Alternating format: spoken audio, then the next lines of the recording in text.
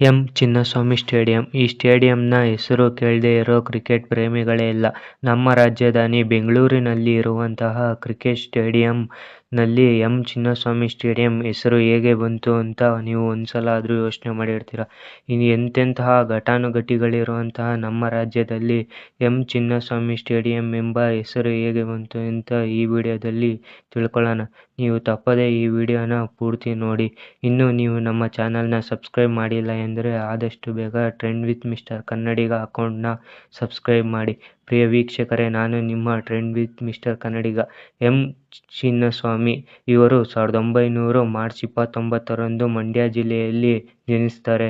ಇವರ ವೃತ್ತಿಯಲ್ಲಿ ವಕೀಲರಾದರೂ ಇವರು 1920 ವೃತ್ತಿಯನ್ನು ಮಾಡಿ ಅನೇಕ ಪದವಿಗಳನ್ನು ಗೆದ್ದರು. ಇವರು ಅನೇಕ ಇನ್ಸ್ಟಿಟ್ಯೂಷನ್ಗಳಲ್ಲಿ ಕಾನೂನು ತಜ್ಞರಾಗಿ ಕೆಲಸ ಮಾಡಿದ್ದಾರೆ. ಮೈಸೂರು ಎಜುಕೇಷನ್ ಸೊಸೈಟಿ ಪ್ರೆಸಿಡೆಂಟ್ ಆಗಿ ಹಾಗೂ ಇನ್ನಿತರೆ ಕ್ರಿಕೆಟ್ ಸಂಸ್ಥೆಗಳನ್ನು ಅಭಿವೃದ್ಧಿಪಡಿಸಲು ಇವರು ತಮ್ಮ ಜೀವನವನ್ನು ಮುಡಿಪಾಗಿಟ್ಟಿದ್ದರು.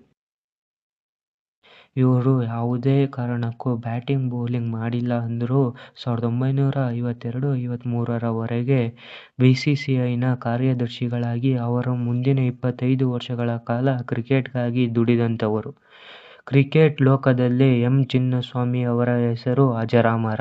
1977-80 ಬಿಸಿಸಿಐನ ಪ್ರೆಸಿಡೆಂಟ್ ಆಗಿ ಹಾಗೂ ಇದಕ್ಕೂ ಮುಂಚೆ 1960-65ರಲ್ಲಿ ಸೆಕ್ರೆಟರಿಯಾಗಿ ಕಾರ್ಯನಿರ್ವಹಿಸಿದ್ದಾರೆ.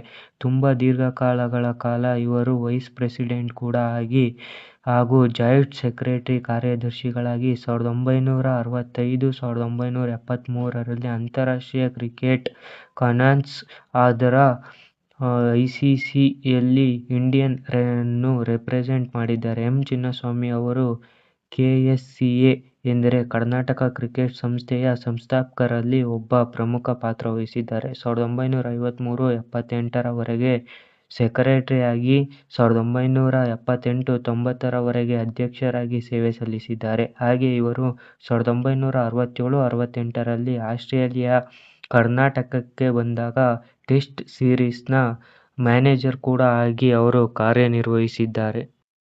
England premier cricket club MCC 1969ರಲ್ಲಿ ಇವರಿಗೆ ಲೈಫ್ ಟೈಮ್ ಮೆಂಬರ್ಶಿಪ್ ಕೊಟ್ಟು ಗೌರವಿಸಿತು. ಎಂ. ಚಿನ್ನಸ್ವಾಮಿ ಇವರು ಬೆಂಗಳೂರಿನ ಕೆಎಸ್ಎಸ್ ಕ್ರೀಡಾಂಗಣ ನಿರ್ಮಾಣದ ಹಿಂದಿನ ಪ್ರೇರೇಪಿತ ಶಕ್ತಿ ಕೂಡ ಆಗಿದ್ದರು. ಅನೇಕ ಗಣ್ಯ ವ್ಯಕ್ತಿಗಳಿಂದ ಸಹಕಾರ ಪಡೆದು 1969ರಲ್ಲಿ ಎಂಜಿ ರೋಡ್ ಪ್ರೆಮಿಸಸ್ನ ಹತ್ತಿರ ಕ್ರಿಕೆಟ್ ಸ್ಟೇಡಿಯಂ ಮಾಡಬೇಕು ಎಂದು ಅಂದಿನ ಗವರ್ನಮೆಂಟನ್ನು ಒಪ್ಪಿಸಿದರು.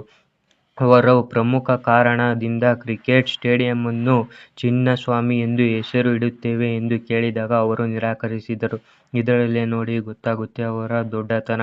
ಕರ್ನಾಟಕ ಕ್ರಿಕೆಟ್ ಪ್ರೇಮಿಗಳು ಅವರ ಕೊಡುಗೆಗೆ ಮೆಚ್ಚಿ ಆ ಕ್ರೀಡಾಂಗಣಕ್ಕೆ ಅವರ ಹೆಸರೇ ಇಟ್ಟಿದ್ದರು. ಎಂ. ಚಿನ್ನಸ್ವಾಮಿ ಸ್ಟೇಡಿಯಂ ಎಂದು ಇಟ್ಟಿದ್ದರು. 1991 ನವೆಂಬರ್ 8ರಂದು ಇವರು ನಿಧನರಾದರು.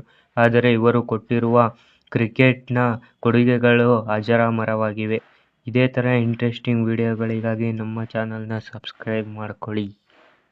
ಮತ್ತೆ ಸಿಗೋಣ ಇದೇ ಥರ ಇಂಟ್ರೆಸ್ಟಿಂಗ್ ವಿಡಿಯೋದಲ್ಲಿ.